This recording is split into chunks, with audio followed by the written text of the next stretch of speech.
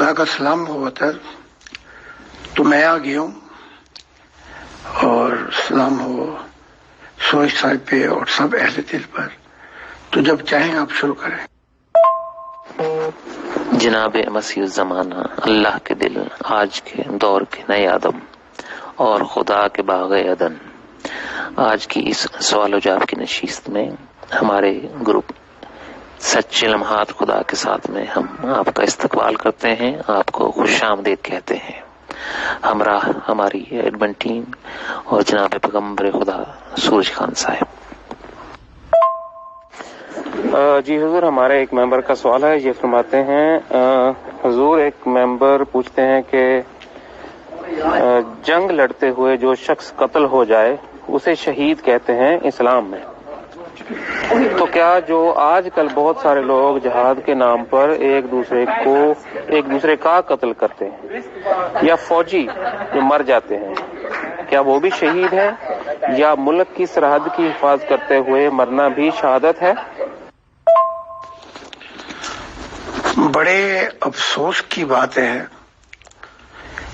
یہ صرف اسلام کے اندر یہ اعجاز ملا ہے کہ اینٹ پٹھو تو شہید نکل آتا ہے۔ فلسطین میں جاؤ تو اشتہاروں سے بھرا پڑا ہے، یہ بھی شہید، وہ بھی شہید۔ شہید کے اصل معنی کیا ہے؟ شہید کے اصل معنی یہ ہے کہ جو اپنے نفس سے مٹاتا ہوا، اپنی غلطیوں کو اندھیروں سے نور میں بدلتا ہوا، اپنے جیون کو خدا کے حضور لا کھڑا کرے، اسے کہتے ہیں شہید۔ اب ان سارے شہیدوں کو جو میں نے دیکھا ہے،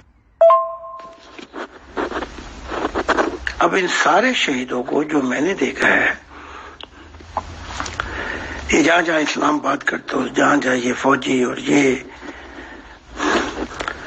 اور اسلام کے اندر یہ سب لوگ جو ہیں، میں نے تو ان شہیدوں کو جنتوں میں نہیں دیکھا۔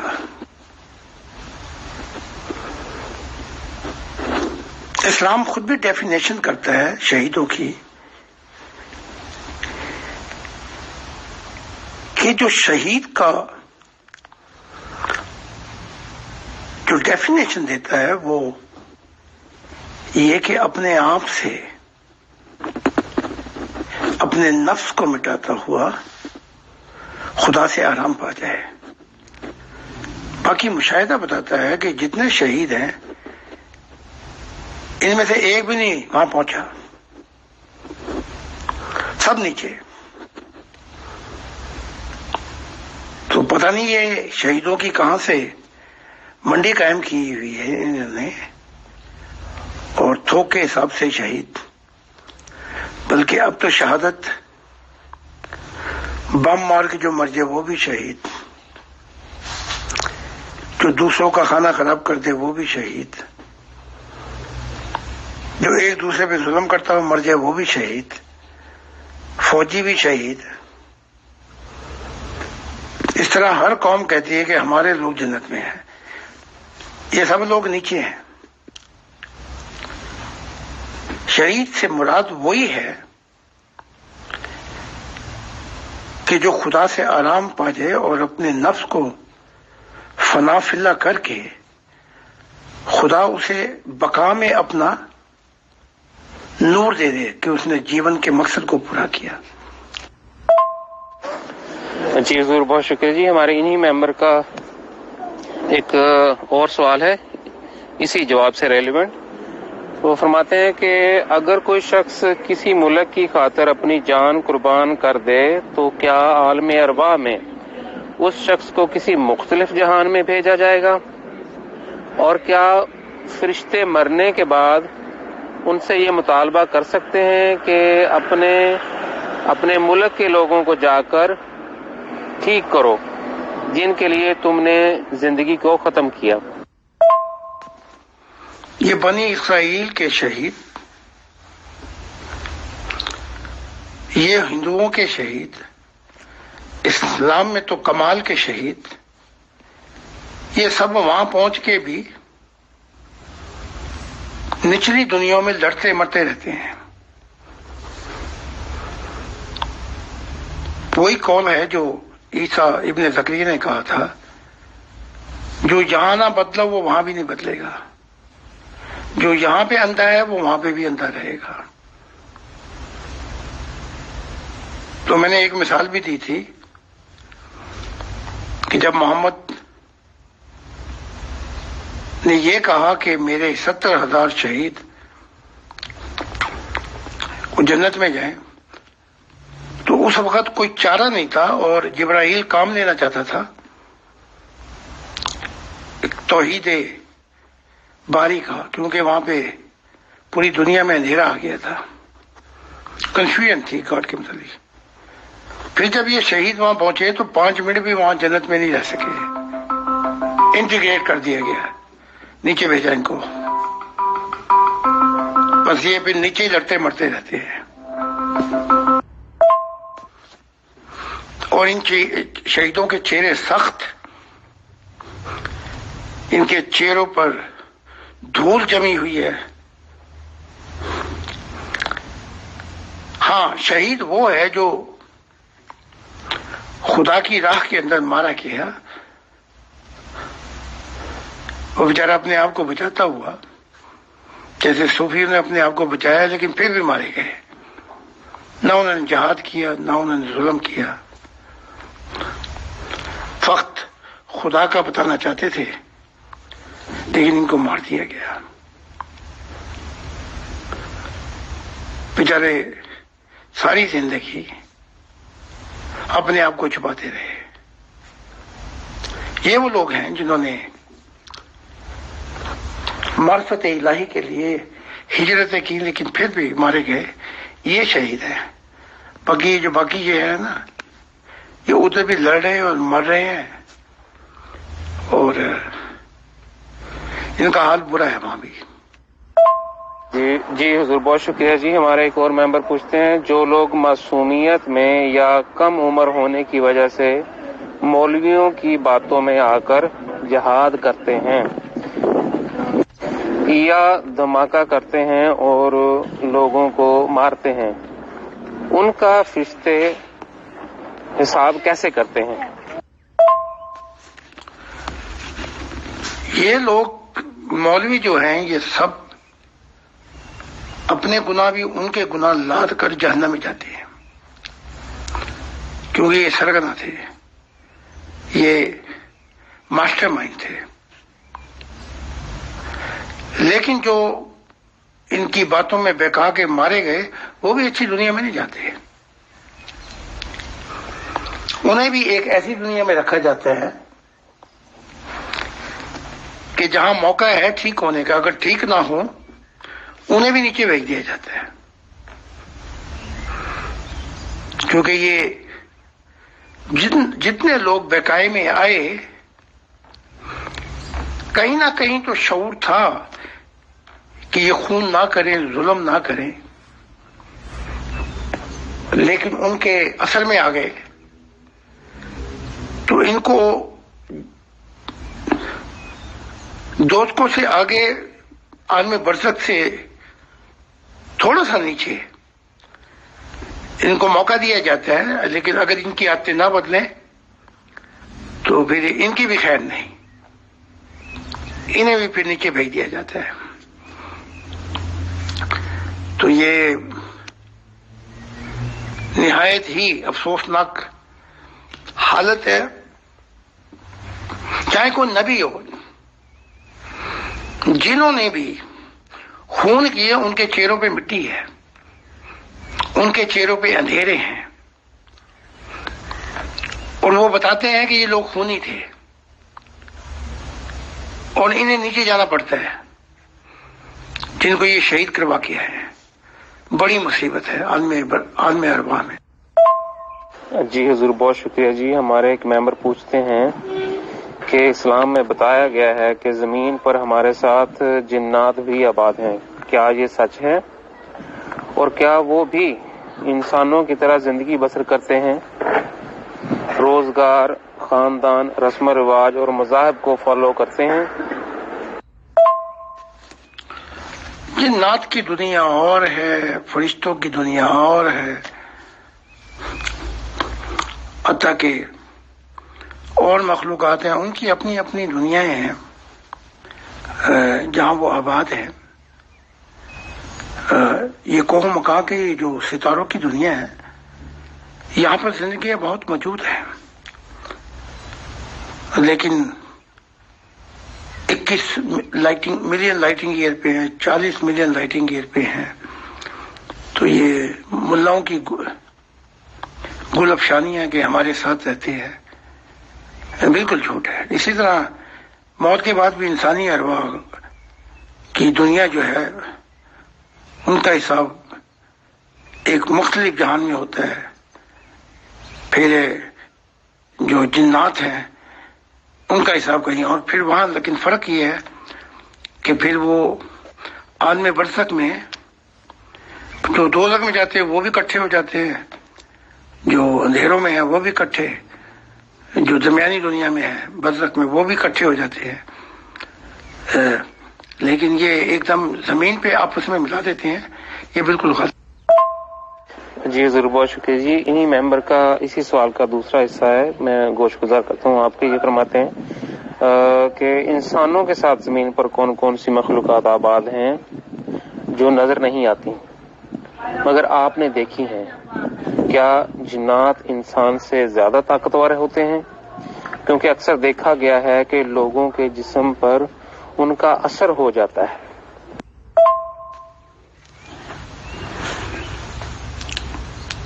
انسانی کائنات میں انسان آباد ہے،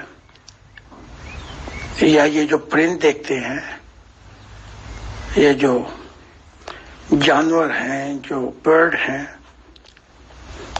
یہ جو آپ دیکھ رہے ہیں، یہ آباد ہے،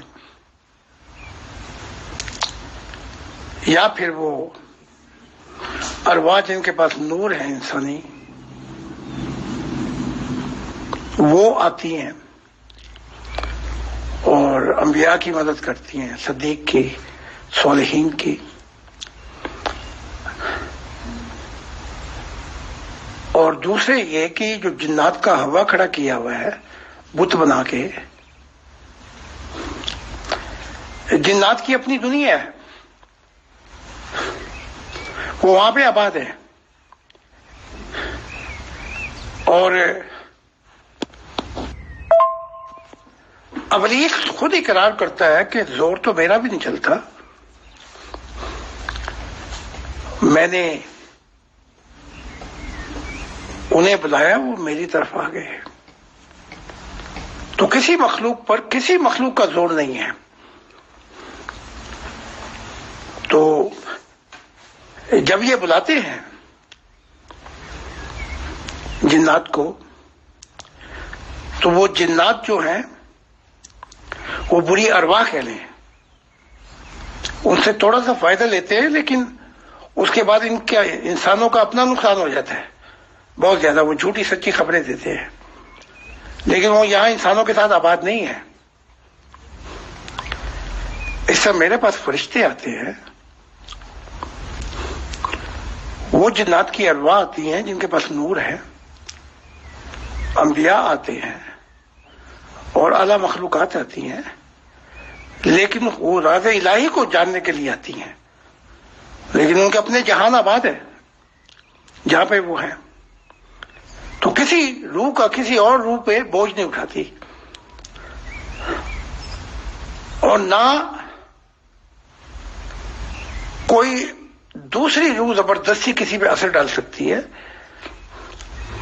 بلکہ یہ کالا جادو جو ہے، یہ جو کرتے ہیں، یہ بھی انہی لوگوں پہ ہوتا ہے جو بری ارواح ہوں، اور اس کا خمیازہ بھی بھگتتے ہیں پھر دنیا میں بھی اور آخرت میں بھی۔ لیکن خدا کا قانون یہ ہے کہ ہر کوئی اپنا بوجھ خود اٹھاتا ہے۔ ان مخلوقات کے اپنے اپنے دنیا ہے، اپنی اپنی جہان ہے جہاں پہ وہ آباد ہے، لیکن ایسی غلط رسمیں ڈال دی گئی ہیں جن کی وجہ سے انسانی مخلوق کا پہلی ستیہ ناش کا اور ستیہ ناش کر دیا۔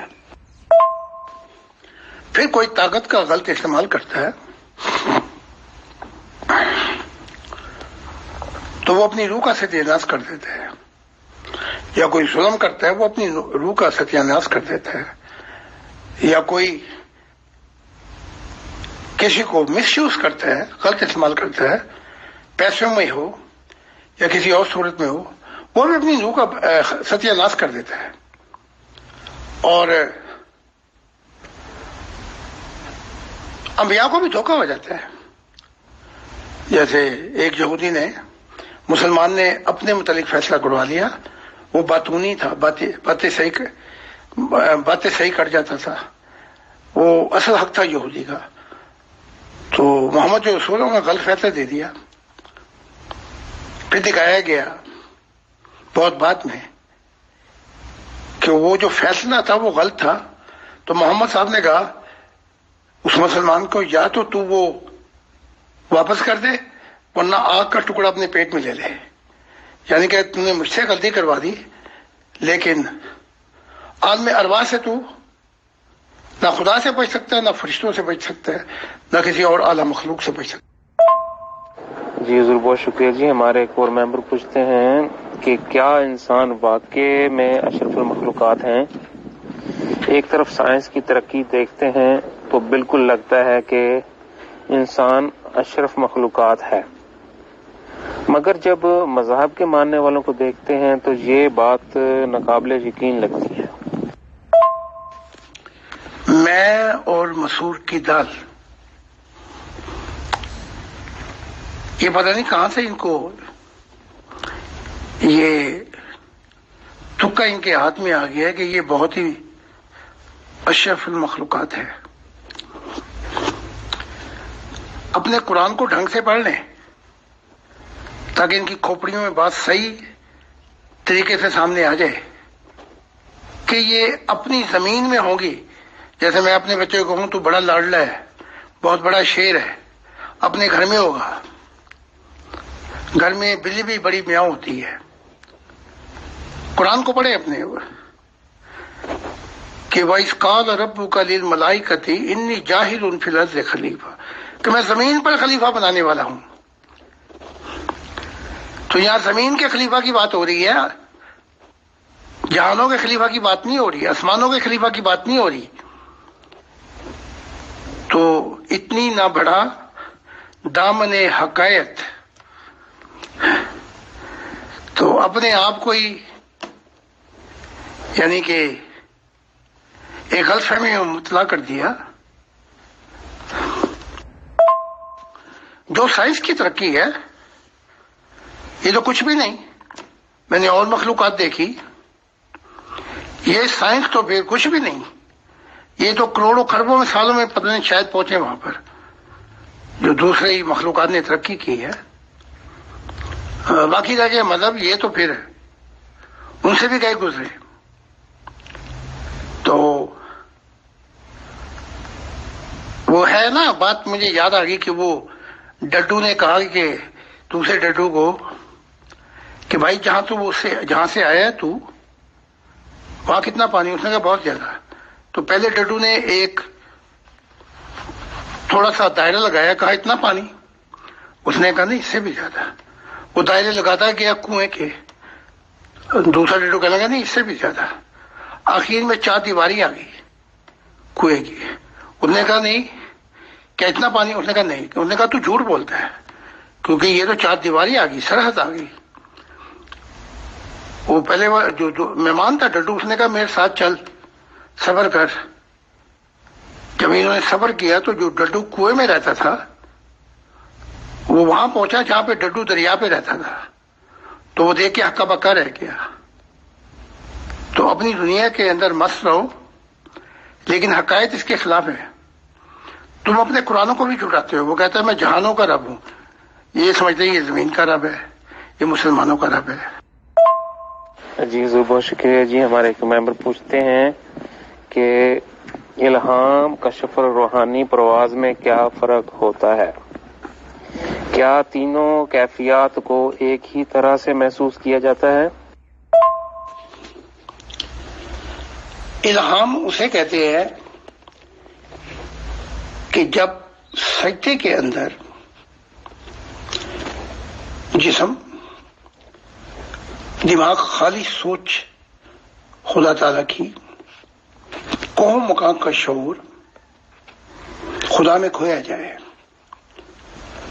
اور ضمیر کی روشنی پھیلتی ہوئی اسے فرشتوں کے جہانوں میں یا اس سے آگے لے جائے، اور محبت کا محل جو ہے باغ عدن، اس میں خدا آ کے بیٹھ جائے، اور روح یہ سب ایک مقام پر خالص خدا کی سوچ میں ہو، تو جو کلام اترے گا اسے الہام کہا جائے گا. روح میں وحی میں کیا فرق ہے؟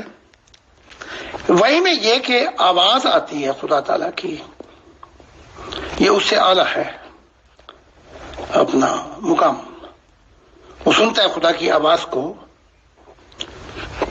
اور اس کے اندر کوئی ابہام نہیں ہے. کشف میں یہ ہے کہ وہ مشاہدے کی دنیا کے اندر کہیں سے کہیں پہنچ جاتا ہے، یہ اور مقام ہے. اور روحانی پرواز میں یہ ہے کہ جو ابھی میں نے بتائی ہیں 6 چیزیں، جسم، خالص سوچ، قوم کا شعور، ضمیر کی روشنی، محبت الہی جو دل میں ہے، اور روح ایک سنگم پہ ملے اور جسم کو چھوڑ دیں اور جہانوں میں پرواز کریں، یہ ایک علیحدہ مقام ہے. اس کے بعد حال شروع ہو جاتے ہیں، ان حال کی کیفیات کچھ اور ہے. جی حضور بہت شکریہ جی. ہمارے ایک ممبر سوال ان کا پوچھتے ہیں کہ کیا پارسی مذہب کے ماننے والے آگ کی پوجا یا عبادت اس لیے کرتے تھے کہ وہ آگ کو خدا کا نور سمجھتے تھے؟ زرتشت جو بانی تھا اس مذہب کا، اس نے نور دیکھا تھا جو گولڈن نور تھا خدا کا. تو اس لیے وہ جو بعد میں عقائد ہیں وہ پرگندہ ہو جاتے ہیں. انہوں نے پھر ان کا جو سمبل ہے وہاں پہ آگ جلتی رہتی ہے. مسلمانوں نے کہا کہ یہ کافر ہے، جو بھی کہا، لیکن قرآن میں بھی تو لکھا ہوا ہے کہ اس وقت کو یاد کرو جب موسیٰ نے ایک آگ دیکھی اور اس میں سے آواز آئی، یا موسیٰ انی انا اللہ رب العالمین، میں تو اس آگ میں سے آواز آئی کہ میں رب العالمین ہوں. تو یہ کون سے بہتر ہو گئے پارسیوں سے؟ لیکن جب ان کے عقائد پرگندہ ہو جائیں تو دوسروں کو دھوکہ دیتے ہیں اور کہتے ہیں یہ کافر ہے، یہ جہنم میں جائیں گے. حالانکہ اپنے قرآن سے بھی وہ نکال دو نا کہ جو موسیٰ نے آگ دیکھی تو کہا کہ یہ پاک وادی تباہ ہے، موسیٰ یہ جو آگ دیکھ رہا ہے یہ تو میں رب العالمین ہوں. تو اسی طرح زرتشت نے دیکھی. اب زرتشت کی جو تعلیمات ہیں اگر دیکھا جائے تو وہ ساری اسلام نے چھڑائی ہوئی ہیں. وہاں پہ تصور ہے جہنم کا، دوزخ کا، توحید باری تعالیٰ کا، شیطان کا. تو بہت سی چیزیں ہیں جو محمد صاحب نے لے لی. اب جو مسئلہ ہے وہ اصل میں یہ ہے کہ یہ ایک دوسرے پہ الزام تراشی کرتے ہیں. یہودی کہتے ہیں عیسائیوں نے ہمارے سے تعلیمات چرا لی، اور مسلمانوں نے تو بالکل ہی چرا لیا ساری کتابیں.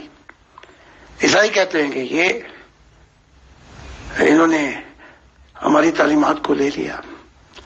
پھر مسلمان کہتے ہیں یہ تعلیمات جو ہیں یہودی عیسائیوں کی اب ان میں کچھ بھی نہیں رہا، اب جو ان پہ تعلیمات پہ عمل کرے گا وہ جہنم میں جائے گا، آپ مسلمان ہو جاؤ.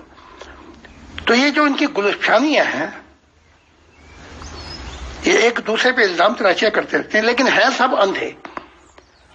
اگر ان کی روحانی آنکھیں کھلی ہوتی تو مشاہدہ الہی سے ان غلطیوں کا ازالہ ہو جانا چاہیے تھا کہ جب روحانی حصے کھلی ہوتی ہیں تو وہ مشاہدات سے فرق پیدا کر دیتی ہیں، لیکن کیونکہ یہ سارے مذہب اندھے ہیں، لیکن اندھے کو اندھیرے میں بہت دور کی سوجی، تو یہ حال ہے ان کا۔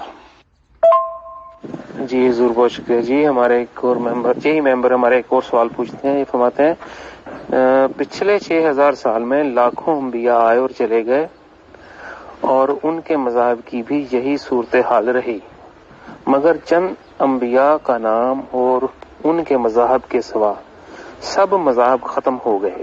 سوال یہ ہے کہ ہندو مذہب سب سے پرانا مذہب ہے اور اس کے ختم نہ ہونے کی وجوہات کیا ہیں؟ کیا جغرافیائی اعتبار سے اسے یہ فائدہ ملا یا روحانی دنیا سے کچھ فائدہ مل رہا ہے؟ یہ 5000 سال تقریباً پرانا مذہب ہے۔ جب ادھر نوح بھی نہیں آیا تھا تو یہ مذہب جو ہے مختلف صورتوں میں یہ پلتا بڑھتا رہا۔ پھر اس مذہب کو ختم کرنے کے لیے بہت سی بیرونی بادشاہتیں آئیں، بہت کچھ ہوا، لیکن کیونکہ یہ روحانی تعلیم ہے ان کی، اور روحانی تعلیم کو طاقت کے ذریعے ختم نہیں کیا جا سکتا۔ ہاں، یہ اور علیحدہ بات ہے کہ اس مذہب میں بھی گندگی آ گئی اور پانی ٹھہر گیا، لیکن یہ تو حال اسلام کا بھی ہوا، یہودیت کا بھی، عیسائیت کا بھی ہوا، یہودیت کا بھی ہوا، حتیٰ کہ بدھ مذہب جو ہے وہ عیسیٰ سے بھی پہلے کا ہے اور آج تک قائم دائم ہے۔ حتیٰ کہ ہندوؤں نے، بودھا جو ہندو ہی تھا، بودھا کو بھی نکال باہر کیا، دھکے مارتے رہے اسے بھی، اس کی تعلیم کو بھی باہر نکال کیا، لیکن وہ تھی روحانی تعلیم تو وہ پھیل گئی اور ملکوں کے اندر۔ تو روحانی تعلیمات کو طاقت کے ذریعے سے کبھی بھی آپ تباہ نہیں کر سکتے۔ اب یہ کارل مارکس کی تعلیم تھی جو آدھا یورپ لے گیا، وہ ختم ہو گئی کیونکہ اس میں روحانیت تھی نہیں، مٹیریلزم تھا۔ لیکن جو روحانی تعلیم ہوتی ہے وہ ریفارمیشن لیتی رہتی ہے، اور اگر نہ لیں تو پھر سے اور مذہب بنا لیتے ہیں۔ لیکن اب یہ بھی دور ختم ہو گیا، اور وہ جو تعلیمات تھی جن میں ایک ہی نبوت تھی کہ خدا کی دنیا آئے گی، ایشور کی دنیا آئے گی، قیامت آ جائے گی، یعنی کہ برائی پہ قیامت آ جائے گی اور سچائی کا سورج طلوع ہوگا، یا نیا آسمان نئی زمین ہوگی، جیسے قرآن کہتا ہے، وہ ساری نبوتیں ایک ہی ہیں، وہ ایک سنگم پہ آ کے ختم ہوتی ہیں کہ خدا نے کہا کہ تو مسیح الزمانہ ہے اور میں نے تجھے اپنا دل کہا، اور یہاں پر پہنچ کے خدا کہتا ہے کہ میری مرضی پوری ہو گئی اور نیا انسان کہ زمین محبت کرنے والوں کے نام کرتی جائے گی۔ اب یہ نیا دور شروع ہو گیا، یہ مذہب کے دور ختم ہو گئے۔ یہ دور جو ہے وہ ایک انسانیت کا خاندان ہے جس کا محور خدا کی ذات ہوگی، تو یہاں پہ آ کے یہ نبوت پوری ہو جاتی ہے۔ ابھی ہمیں نظر نہیں آ رہا، لیکن یہ تو خدا نے سب کچھ دکھا دیا ہے کیا ہوگا مستقبل میں۔ جی حضور بہت شکریہ جی۔ ہمارے یہی ممبر ایک اور ان کا سوال موصول ہوا ہے، وہ فرماتے ہیں دوسری بات یہ بھی میرا ایک سوال ہے، لاسٹ زوم میٹنگ میں حضور نے فرمایا کہ اللہ تعالیٰ نے حضرت زاہد صاحب کو محبت کا سجدہ کیا، زاہد صاحب کی محبت کو سجدہ کیا۔ میرا سوال یہ ہے کہ ہم انسانوں کا خالق بھی خدا تعالیٰ کی ذات ہے اور محبت کا خالق بھی خدا تعالیٰ کی ذات ہے، ایک کریٹر اپنی کریشن کو کیوں سجدہ کرے گا؟ یعنی جیسے میں ایک سافٹ ویئر انجینئر ہوں تو میں اپنے ہی لکھے ہوئے ایک پروگرام کو کیوں سجدہ کروں گا؟ روحانیت کو سافٹ ویئر سے نہیں ملانا. اب دو چیزیں ہیں جن پہ آپ نے غور کرنا ہے. جب یہ اسلام میں ہے کہ سجدہ صرف حق تعالیٰ کو جائز ہے، تو خدا نے فرشتوں سے کیوں سجدہ کروایا انسان کو؟ ذرا ادھر بھی دماغ لڑا دے. اس کے بعد اگر سائنس جو ہے وہ یہ بتاتی ہے کہ مخلوقات کہ سائنس یہ بتاتی ہے کائنات کیسے تخلیق ہوئی، اور روحانیت بتاتی ہے کیوں تخلیق ہوئی، یہ دونوں چل رہے ہیں. لیکن ایک حال پہ پہنچ کے یہ تمہاری مذہب کی کتابیں کہتی ہیں کہ تم مجھے پیار کرو میں تمہیں پیار کروں گا، تم مجھے یاد کرو میں تمہیں یاد کروں گا. بھائی کریٹر کو کسی کو یاد کرنے کی کیا ضرورت ہے؟ اس کی مخلوق ہے. تو جب حق تعالیٰ نے فرشتوں سے انسان کو سجدہ کروایا، اور جب زندگی کا مقصد پورا ہوتا ہے یہاں پر انسان کی، اور وہ انسان وہاں پہنچ کر وہ محبت خدا کو دے جس کے لیے سب کچھ تخلیق کیا ہے، اور خدا محبت میں اسے سجدہ کر دے، تو بھائی آپ کو کیا تکلیف ہے؟ تکلیف تو خدا کو ہونی چاہیے. تو جیسے میں اس کی اگلی مثال، ماں باپ کو سجدہ جائز ہے؟ اب سن لو، تمہارے قرآن کو پڑھ کے دیکھو اور ٹکرے مارو جیسے یہودی مارتے ہیں ٹکرے اپنا دیوار گریا پہ، ان کا لایا نہیں آتا اور تمہارے سجدے ختم نہیں ہوتے. یوسف وہ روایہ بیان ہوتی کہ یوسف نے خواب دیکھی کہ سورج اور چاند اور ستارے سجدہ کر رہے ہیں مجھے.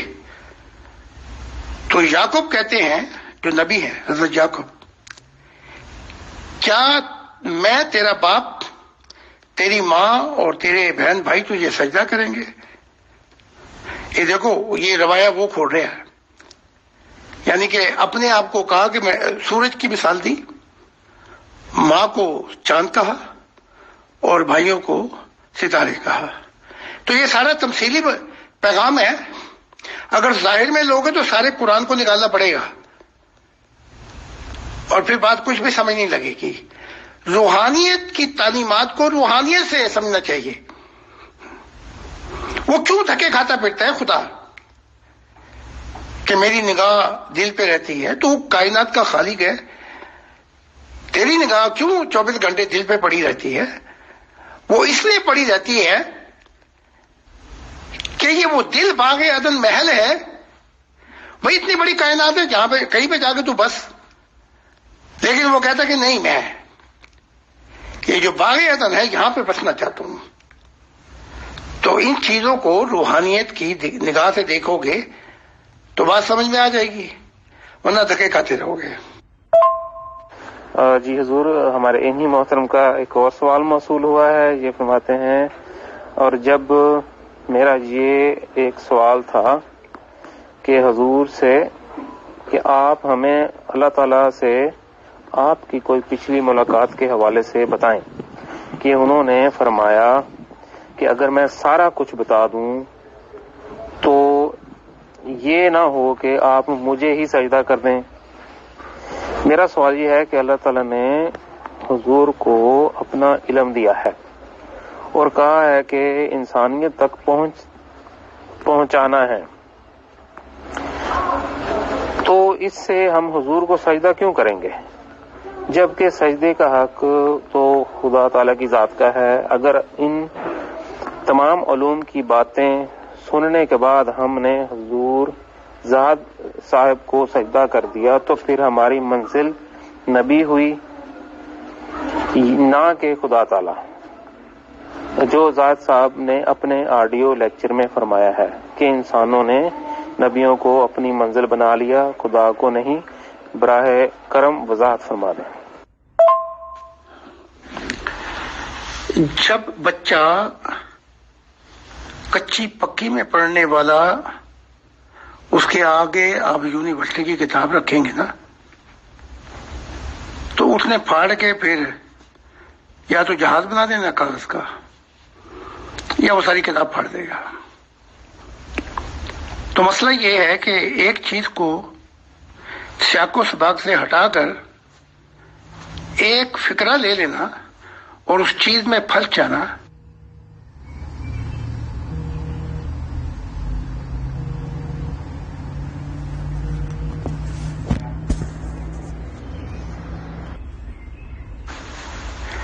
اس کے متعلق خدا کہتا ہے کہ یہ لوگ نہ علم سے واقف ہیں نہ محبت سے واقف ہیں، اس لیے کئی جگہوں پہ ان کو جاہلون بھی کہا گیا، جاہل ہیں یہ، کیونکہ یہ روحانیت کے سمندر میں غوطہ ہی نہیں مارتے اور چاہتے ہیں کہ جو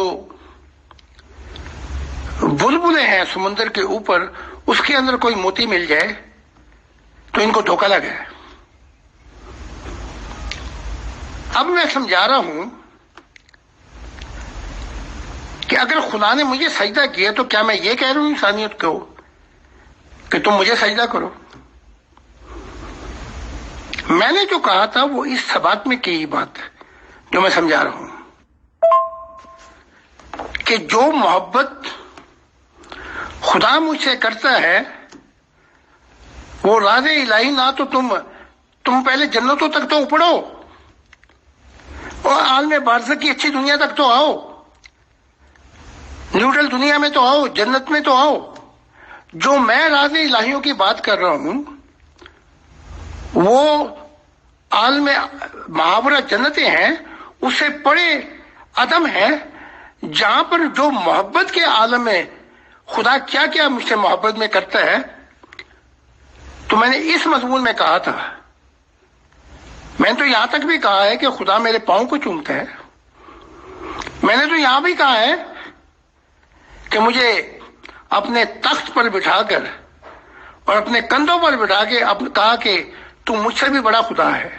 تو یہ ساری چیزیں میں نے محبت کے اظہار میں یوں کی جیسے آپ کو ایک انعام ملتا ہے تو آپ اس انعام کو تہہ خانے میں جا کے بند کر دیں گے یا دنیا کو دکھائیں گے۔ جب خدا نے عیسیٰ ابن زکریا کو بیٹا کہا، یہودی ماتم کرنے لگے شیعوں کی طرح، خدا کا کوئی بیٹا نہیں ہے۔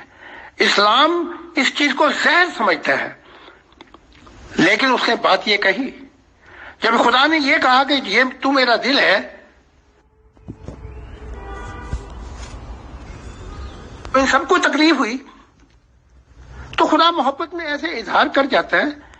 اس سے مراد یہ نہیں کہ جاہل مجھے سجدہ کرنا شروع کر دے، لیکن پہلے اور جو کتابیں آ رہی ہیں نور الہی کی سمجھتے چلے جاؤ گے تو تمہاری دماغی گلجنیں جو ہے نا، یہ ساری دماغی گلجنیں ہیں، یہ دماغ کی گلجنوں سے جب نکلو گے، جب محبت الہی کا پھیرا اور بہار کی جو ہوا اور نور الہی جب ٹچ کرے گا تو روحانی اسے آپ کو کہا کہ کہاں پہنچا دیں گی، پھر غلطی نہیں ہوگی، نہ اس میں غلطی کا یعنی کہ شک و شبہ کی کوئی گنجائش رہ جائے گی۔ تو ان مضمونوں کو خدا کی نگاہ سے سمجھو، خدا کی نگاہ سے دیکھو، ورنہ اندھے رہ جاؤ گے۔ تو یہ ہے یہ مضمون۔ جناب مسیح زمانہ، اللہ کے دل، آج کے دور کے نئے آدم اور خدا کے باغ عدن، آج کی اس سوال و جواب کی نشست میں آپ کی تشریف آوری اور تمام تر روحانی رہنمائی کے ہم تہ دل سے شکر گزار ہیں، اور تمام ممبران کے اور ہماری ایڈمن ٹیم ہمارا پیغمبر خدا سورج خان صاحب کے۔ ہم آپ کو اگلے ہفتے اس نشست میں سوال و جواب کی نشست میں معینہ وقت پہ دوبارہ ملیں گے۔ بہت شکریہ، خدا کی سلامتی۔ ہمارے نبی اطہر اور سورج صاحب، ہمارے نبی اور تمام اہل دلوں نے 24 سوال کیے ہیں۔ میں روحانی بصارت سے اس کے جواب دیتا رہا، اس تعلق سے جو میرا تعلق خدا سے ہے. چونکہ جو میرا تعلق خدا سے ہے اور جو خدا کہہ رہا ہے یا دکھا رہا ہے یا کر رہا ہے، میں وہ سب بیان کروں گا. اور خدا سے میں نے ایک دفعہ پوچھا بھی، جب 2 بجے میں جنگل میں تھا، کیا انسانیت ایسا تو نہیں جیسے عیسیٰ کرتے ہیں عیسائیت، یا محمدی لگے ہوئے ہیں، کہیں ایسا نہ ہو جائے کہ انسانیت تجھے چھوڑ کر مجھے بھی زندینی اور خدا کے دل کو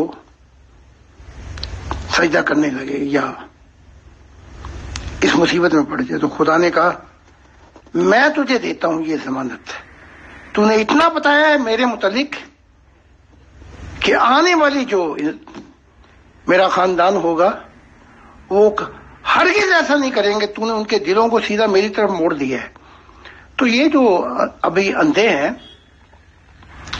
جن کی اندھے پن ابھی ختم نہیں ہوئے، یہ تو چلے جائیں گے، لیکن جو انسانیت کا خاندان جو زمین خدا کے محبت کرنے والوں سے بڑھ جائے گی، وہ اندھے تھوڑی ہوں گے. وہ تو خود بھی خدا کے ساتھ پرواز کریں گے، قوم مقام صبر کریں گے، تو وہ اندھے تھوڑی ہوں گے، وہ دھوکہ نہیں کھائیں گے. خدا حافظ.